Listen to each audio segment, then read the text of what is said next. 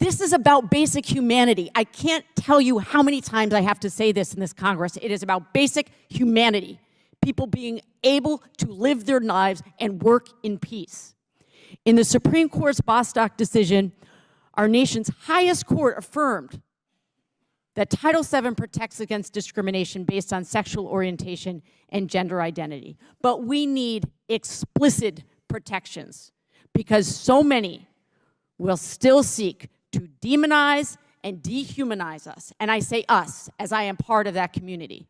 We have to pass the Equality Act to explicitly protect LGBTQ people against discrimination, whether it's in employment, housing, public accommodations, federally funded programs, education, jury selection, credit. I can go on and on and on. People just trying to live their lives as Americans. To the members of my community across this country, I want you to know that you are entitled to dignity and respect at work. You are entitled to dignity and respect everywhere because you are an American and you are entitled to those things. Although there are many people in Congress who push discriminatory bills and hateful amendments and fear-mongering rhetoric every single day that I am in the Capitol, there are also good people in Congress who are standing up to this hateful rhetoric, and I am one of them.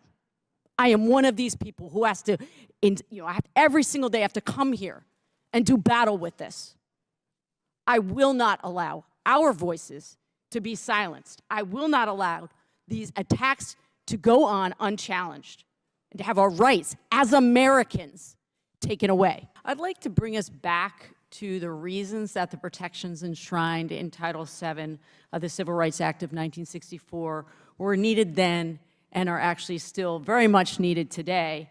My community, the LGBTQ community, is constantly under attack in this Congress. According to the Williams Institute, nearly half of LGBTQ plus workers have experienced unfair treatment at work, and LGBTQ employees of color were more likely to report being denied jobs and experiencing verbal harassment. There are endless stories that I could convey in this hearing. I will just cite a few. I'm thinking of one American who faced horrific workplace discrimination. She described how her coworker said that she, quote, that transgender people were mentally ill and the cure was a bullet between the eyes. Another American, and I stress that, these are Americans who are just trying to live their lives and work in peace. Another American faced workplace violence and discrimination when one of her coworkers became physically aggressive with her while calling her transphobic slurs.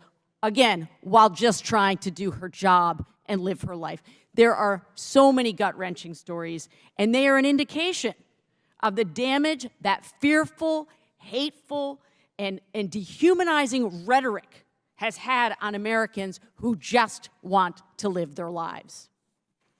Everyone deserves to be treated with dignity and respect in the workplace. And these Title VII protections help us ensure that they are protected. Ms. Wiley, in the minute that I have left, what would it mean for trans people if Republicans' interpretation of Title VII were to prevail and that gender identity was no longer protected by Title VII?